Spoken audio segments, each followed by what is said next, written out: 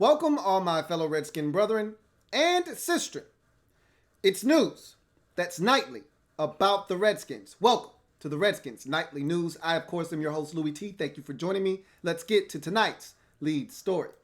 So, for the first time in a long time, the Redskins have been a topic of discussion. Every single day, there is a news story circulating about the Redskins. Everyone has their opinions on what the Redskins are going to do with head coach Jay Gruden. Is he going to be fired? Is he going to be fired after this game? Is it going to be the next game? Everybody's got sources. Everybody's got reports. Dwayne Haskins, are they handling him right? Are they mismanaging him? Should he play? Shouldn't he play?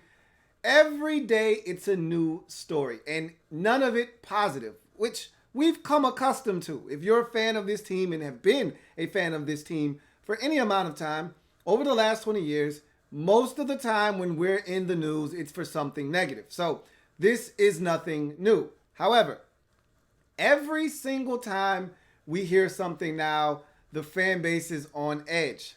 They're waiting for something to happen. Today's news was Jay Gruden didn't know what he was going to do at the quarterback position. That came out earlier today, before practice. He was asked by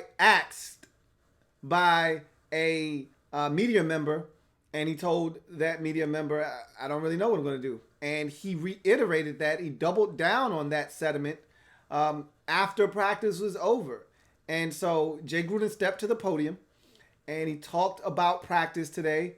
And, you know, Wednesday is the install day, but really for the Redskins, Thursday has been the more revealing day. Wednesday is supposed to be the most important day because that's the day that the team actually gets the game plan for the upcoming week, and that's the install day. But for the Redskins, Thursday and Friday have been more critical days because we never know who's healthy.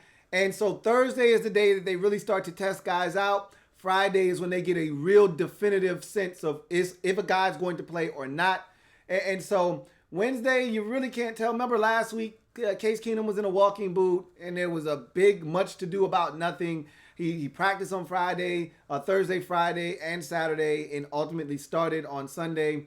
Didn't play very well, but we made a big stink about him not being able to be on the field practicing on Wednesday and even being in a walking boot. Same thing today. Case Keenum in a walking boot. Jay said there was a little bit more discomfort this week than this time last week. So it leads you to believe that Case Keenum is going to be the odd man out in this triangle of quarterbacks. Remember, they're not dressing three quarterbacks. They're only going to dress two out of the three guys. One is going to have to be inactive. To me, Dwayne Haskins has to be your backup quarterback. I've already talked about the firestorm and the shitstorm that would come your way if you're Jay Gruden if you were to make Dwayne Haskins inactive. He's done it once already this season with Adrian Peterson. He doesn't want any more of that smoke. He realized that that wasn't the best of ideas, and if he probably could go back and do it over again, he probably would have made Adrian Peterson active in week one. It just didn't make any sense to have to go through what he had to go through in the aftermath after that game had met its completion. So I think he's learned his lesson from the whole Adrian Peterson being inactive saga, and I don't think he's going to make that same mistake with Dwayne Haskins. Even if the plan is to not play him, you still need to have him active and be the backup quarterback. That being said, Jay talked about a number of injuries. Jay also talked about Dwayne Haskins. We'll get to that here in a second. But let's first start with the injuries because that's what we do here with this football team. We talk and lament about injuries. Jay talked about them after the game on Monday, the day after presser, and I talked about how Jay was making a ton of excuses. And after a while, even legitimate reasons start to sound like excuses. And that's where we're at with Jay right now, even though missing all of the guys that we're missing doesn't help your chances of winning any given week. When you're without the guys, the likes of Jordan Reed, you know, Trent Williams hasn't been here, but still, Trent, part of the reason we can't run the football is Trent Williams isn't here. You know, Donald Penn has done a bang-up job, all right? But Trent Williams opens up holes. He creates rush lanes. It's different when he's in the lineup. Plays that haven't worked would have worked had Trent been here. So it does make a difference. 71 makes a huge difference, more so than 72 does. So Not having Trent, not having Jordan Reed, of late not having Sheriff and Chase Roulier and not having Terry McLaurin last week. All those guys being missing in action did not help the Redskins' chances last week. The list goes on and on and on. Jonathan Allen's still not 100%. He's out there, but he's a shell of himself right now. I think he's still kind of working his way back. But this is a defense and an offense and a team, for that matter, that has struggled with injuries all season long. Obviously, Darius Geis being out, they had big plans for him. It just hasn't been a season where the Redskins, for the third straight year, have been able to stay healthy. That being said, Jay talked about the injuries, and Vernon Davis is in the concussion protocol right now, along with Jordan Reed. So neither one of those guys practiced. Josh Harvey Clemens did not practice with a hamstring injury. You had, I think it was one or two other guys that didn't practice. The more encouraging news was a lot of guys that didn't play last week were able to do limited work. Chase Roulier did limited work. Brandon Sheriff did limited work.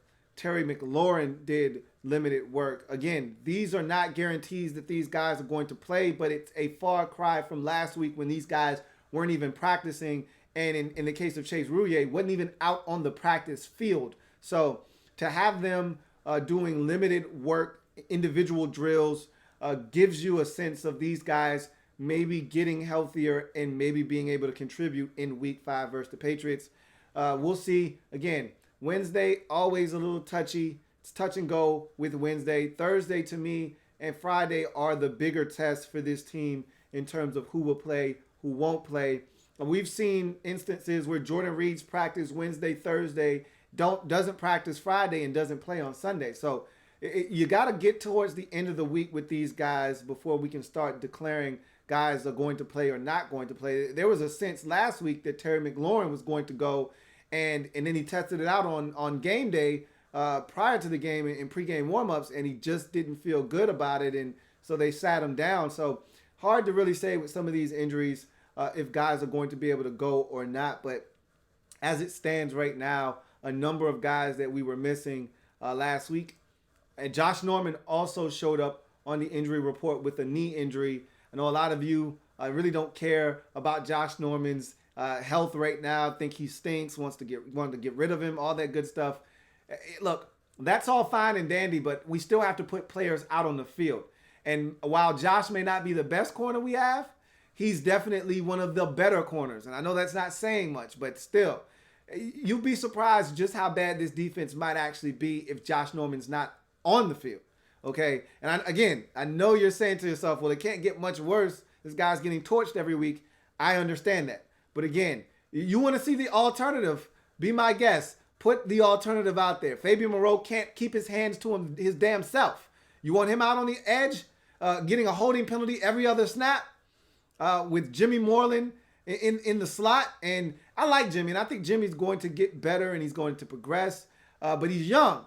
And right now, he is a liability. So it could be worse. You know, you guys are complaining about things. It could get a lot worse. All right.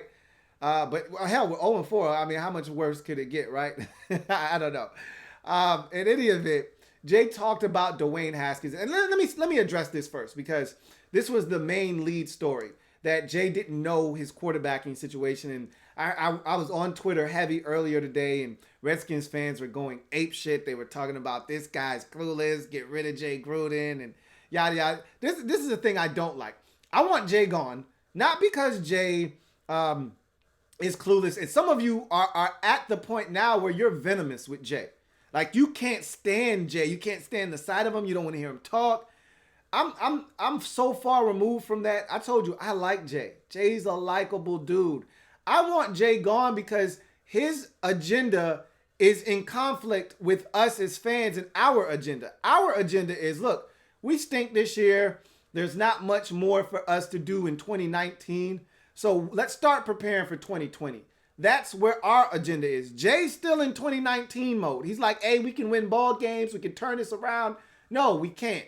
And if you're in that mindset, you're going to play the players that give you the best chance to play. And in the case of the quarterback position, Colt McCoy probably does give you the best chance to win. We don't care about Colt McCoy giving us the best chance to win. We want Dwayne Haskins in there. I know some of you don't agree with that. I think most Redskins fans would prefer to see Dwayne Haskins on the field. There's a portion of you that think he shouldn't play and that he's not ready and that you don't want to put him out there. Well, that's fine. And everyone's entitled to their opinion. Bottom line is, let me speak for myself. I don't like speaking for you guys, and I'm starting to do that, and I don't want to do that. I have an agenda. My agenda is to start preparing for 2020 and beyond. I want this team to start preparing to be better in the future so we don't have more seasons like the one we're having right now. So I want to prepare Dwayne Haskins to be ready to win ball games come next year. He may win a game or two this year, and he's going to get better, but the only way that's going to happen is by him playing. With Jay as your coach, that's not going to take place because Jay's trying to win games now. Jay's not looking towards the future. Jay's looking about now because his job is on the line. And really, at this point, there's nothing Jay can do to save his job. But in his mind, winning games is going to make the rest of his tenure as Redskins head coach a lot more tolerable. So he's trying to win football games. That's the only thing Jay's consumed with at this point. And it's in conflict with the way that I think the organization should be thinking. So that's why I want Jay gone. Jay's not a great head coach. We've already discussed this. Jay's in-game strategy, Jay's ability to make calls on the fly, make adjustments in-game, all of those things are subpar. We've discussed this before. But I like Jay. I think Jay's a great offensive passing game coordinator. I think he can scheme up the passing game with the best of them. As I said, you say what you want about Jay. I think his run game is absolutely horrid. All right? His scheme to run the football is among the worst in the league. However, you talk about guys getting receivers open, getting players open to space to make plays. Jay does that on a regular. You just look at the last game with Trey Quinn running wide ass open twice. Not once, twice. And Case Keenum failing to deliver him the football. There were guys open when Dwayne got into the game. I talked about Vernon Davis, wide open up the seam. All right. There were opportunities for plays to be made, and they just weren't made last game. And so say what you want about Jay. Jay needs to be gone because of his thought process. His philosophy right now is, I want to win games. That's in conflict with the way I think the Redskins organization should be moving forward. However, back to the original topic at hand, which is Jay doesn't know who his quarterback is for the upcoming week and how Redskins fans were up in arms about Jay saying he doesn't know who his quarterback's going to be and people wanting him gone. And they saying that, people saying, oh, Jay's already quit and he's so far gone already. And I don't buy any of that. Jay knows who his quarterback is going to be. He's just not telling anybody right now. I think we are, and I've already told you this, and you already know this. You may not want to admit it, but you already know who the quarterback for Sunday is. If Colt McCoy is healthy, Jay is going to play Colt McCoy. And when you listen to him talk on Wednesday, that's the sense that I got. I can't speak for anybody else out there, but when they asked him the question, the first thing out of his mouth was, hey, Case is dealing with a foot injury, and we'll reevaluate that tomorrow. We'll see what he doesn't want to play Case Keenum. Okay, I think the Case Keenum ship has sailed. Now, if you ask him which guy gives you a better chance to win, Case or Dwayne, he's going to go with Case. But he's got another option that gives him a better chance to win than both Case and Dwayne, and it's Colt McCoy. And so right after he says, yeah, Case dealing with the foot, and that foot is really sore and it's really bothering him, he quickly redirected to Colt McCoy and said, hey, got to see what Colt looks like. If Colt looks good and he continues to progress, then we'll see what happens from there. He sounded really giddy when he said that. And then he said, and then he threw this caveat at the end. Oh yeah, and then there's Dwayne too. Yeah, Dwayne is in there just so no one else would, so he wouldn't feel left out, and so no one would say, what about Dwayne? And Dwayne too. Yeah, like he did in the preseason when we wanted to know, hey, is there a chance Dwayne can start? Nah, hell no. So really, he's telling you, Dwayne's going to be my backup quarterback. Case is going to probably be inactive, but if Colt's ready, and Colt took the primary snaps on 7-on-7s and all that good stuff, tomorrow will be the day that we really get a good sense of who's going to be the quarterback. And he kind of said that he would mention to the team. I don't know if he's ready to tell the media or us as fans who the quarterback. And again, I'm not pressing Jay for that information because honestly, I don't want the Patriots to know that information. If I'm Jay Gruden, I don't have to tell who's going to be my quarterback. As long as the team knows, that's all that matters. Trust me, Jay knows who the quarterback's going to be. Don't fall for the banana in the tailpipe. All right? That's easy, lazy, low-hanging fruit if you think Jay doesn't know who his quarterback is at this point. He knows exactly who's going to be his quarterback on Sunday. He knew that after the game was done on Sunday. That if Colt can go, he's going to be the guy moving forward because this was horrible. Against a bad Giants team, we look inept offensively and the Giants stink on defense. And we couldn't move the football and we couldn't score any points. He already knew who his quarterback was going to be if he still had a job. So he's here. His job is still secure. He's going to start Colt McCoy. So for all of those out there that were all up in arms about Jay not knowing his quarterback, come on, be serious. He knows who the quarterback is at this point. He's just not saying anything. But going back to Dwayne, and he talked about Dwayne Haskins and his development. And again, I've already told you a million times, I'm not going to waver on this. Jay could care less about Dwayne Haskins' development. Why? Because he's not going to be here. And then I tweeted out, someone else had tweeted out about a really good article by, oh man, he's my favorite beat writer too, because he doesn't give a shit. You know, he hasn't been here a long time. I think he's only been here 5 years or so. So he's not entrenched in this whole aura that's around this organization. Guys that have been here for a long time seem to always give the organization the benefit of the doubt. Even when they're trying to be real, they always kind of tread lightly because they got sources and contacts and they don't want to mess that up. This guy doesn't give a shit. You know, he's asking the tough questions. He's being as real as any of these beat writers are being. And I love his reporting. And he wrote a great article. I can't remember his name, and I don't know why. He's always on with the junkies in the morning. I can't think of his name. I can see his damn face, though.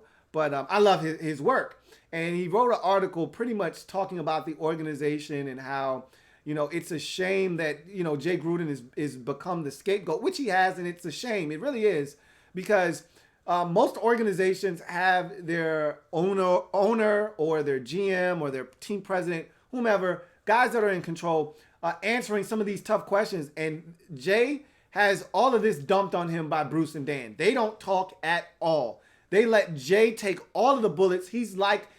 Jay is like their Captain America shield. Like everything that happens to this organization, they either roll Doug out there, poor goddamn Doug Williams, roll his ass out there and let him take the brunt of the punishment, or it's Jay. And they're hiding behind guys in this organization. It's sad. It's pitiful. It's despicable is what it is. But in any event, when you listen to Jay, he basically said that he doesn't think that not playing Dwayne after, you know, having him be exposed to game action in week 4 versus the Giants is going to stun his growth. He says, look, you know, it shouldn't matter. First of all, I loved what Jay said about, you know, if he decided to play Dwayne, which he's not. But he said, what difference does it make if it's New England? Because this narrative about, oh, it's New England, you can't play Dwayne until after New England. Who gives a shit about the Patriots defense? I don't give a shit that they're number 1 in the league. I don't care anything about the New England Patriots. I could care less. New England Patriots, Los Angeles Rams, Miami Dolphins, Philadelphia Eagles, Buffalo Bills. I could give 2 shits about the opponent. I care about Dwayne Haskins getting reps, playing, getting experience. I could care less who the opponent is. The biggest thing is that he plays and that he gets experience and reps. So he learns. Whether he makes a mistake or makes a great play, it's a learning experience and a teaching tool either way. So I could care less about all these people. Oh, it's New England. You don't want to put him out there. What the hell are you talking about, man? What are you talking about? Who cares? If he's prepared all week to play, if he's taking starter reps and he's got the game plan, I could give 2 shits about who the opponent is. So miss me with the New England talking. Jay pretty much said the same thing. Like, what difference does it make if it's New England or some other good defense that's out there? If it's a good defense, he's probably going. Any team could make him struggle. Any team can make any quarterback struggle. What difference does it make? If it's a tough defense, New England, whoever, it doesn't matter. I'm with Jay on that. But Jay harkened back to, look, man, Dwayne's growth will not be stunted by going back to the bench. And if Dwayne doesn't play another snap this season, he'll be just fine. Whether he plays the remainder of the season or he doesn't play another snap, he'll be just fine. And that's Jay's approach. I disagree with that, but I understand where Jay's coming from. In any event, that's, again, as I go back to, that's why I think Jay has to go, because Jay's thought process is Dwayne doesn't have to play another snap. If Colt were to stay, and we know Colt can't stay healthy for 12 straight games. We know that's not going to happen. But, in Jay's mind, if Colt stays healthy, he's cool riding this thing out with Colt as long as he can. So, it is what it is. Bottom line is, he talked about Dwayne. He said, look, Dwayne's got a long way to go. And, if Dwayne plays, we're confident that he's going to be able to come in and do some good things, but he's going to also take some lumps. But he also said in the same breath, if Dwayne doesn't play anymore, we're fine with that. Dwayne is going to continue to progress. And again, I don't necessarily agree with that, but it is what it is. And that's Jay's mindset. And that's why I've said all along what I've said. But in other news, as we move on, we're going to get out of here shortly. I just wanted to let you know that after this airing of the Redskins Nightly News, there will be 2 hypothetical videos that will be posted. And I want you guys to take a look at both of those videos. And I want you to comment. Make sure you like the video. Make sure you share the video if you can.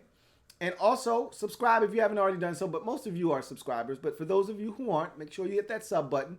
But more importantly, you comment on the video and answer the hypothetical that I'm posing to you. And I'm going to give you 2 separate videos, 2 separate hypotheticals. And I'm very interested to see where your thought process is at this point of the season and what matters to you most. And where do you think this team is in its most dire straits? So 2 hypothetical videos coming your way shortly after the airing of this edition of Redskins Nightly News. Be on the lookout for those. Make sure you like those videos and make sure you respond to them in the comment section. I will definitely be perusing those comments, as I always peruse the comment section. And I thank you guys sincerely for your participation and your time and viewership. All right, it's not easy being a Redskins fan. I get it. I understand. It's not easy keeping up with the day-to-day minutia that goes on with this organization. And, it's not tough wanting change and not getting change, and which is where we're stuck at right now. And we're really in limbo because for as much change as we're looking forward to, there's no guarantee that we're going to actually get it. That's the thing that stinks. In most organizations, when things get this bad, change is coming and heads are going to roll. You're not actually fully confident about that with this organization. There's only one thing you can be certain of. Jay Gruden won't be back. That's the only thing. When is the question. Not a matter of if, but when. But I want Bruce gone more than I want Jay gone. Like, if you told me, all right, we're going to get Bruce the hell out of here, but Jay stays, I'm like, okay, cool. I'll take that. Now, I want both of them gone, but I want Bruce gone more than anything else. And I think I speak for most Redskins fans when I say, we want Bruce gone more than anything else. All right? We want Bruce the hell out of here, but that just doesn't seem realistic right now. Hell, we want Dan the hell out of here, but we know that's not happening. So that's the tough part. But you guys have remained steadfast in your loyalty. And I don't know if that's a good thing necessarily or a bad thing. Sometimes it's tough, but we're so invested. We're so deep into this that and I think sometimes Daniel Snyder and company take advantage of that. I think they take us for granted. And I think the numbers are starting to reflect that people are starting to really, really hammer home the point that we don't give a shit. They're not showing up to the games. They're not watching on television. At some point, this has to resonate with Daniel Snyder. At some point, I don't know when. The problem is it's not hurting him where it needs to hurt him the most, and that's his wallet. Because of this joint sharing that the NFL has, every owner's still going to get their cut of the pot. So whether you show up to games or not, he's still going to make his TV money. Now, he may not make his revenue off the stadium and the games and people coming in and paying for parking and paying for a concession and all that stuff because you're not coming to games. So, yeah, you're hurting his wallet there. But the bottom line is the NFL owners are making the vast majority of their money off of the revenue sharing. They're still going to get their slice. They're one of 32, and they're going to get their slice of that TV money. And so it really doesn't matter. He's still going to get his bread. So we'll see what happens. But in any event, I thank you guys for joining me on the program tonight. Remember, 2 hypothetical videos coming your way. Be on the lookout for those. Watch them. Answer the hypothetical. Can't wait to read your responses. We've got skin in the game. Why? Because we're Skins fans for life. This has been another edition of the Redskins Nightly News. I'm your man, Louie T, signing off. Until next time, you guys have a good one. Tomorrow, we will turn our attention to the New England Patriots. We really haven't done much of that this weekend for good reason. I don't think any of us think this game is within reach. But you never know. Stranger things have happened. Tampa Bay went to Los Angeles and beat the Rams. I'm just saying, and I know we're not the Buccaneers, but I'm not saying. I'm just saying. In any event, I'll see you guys tomorrow. Have a good one. Louie T.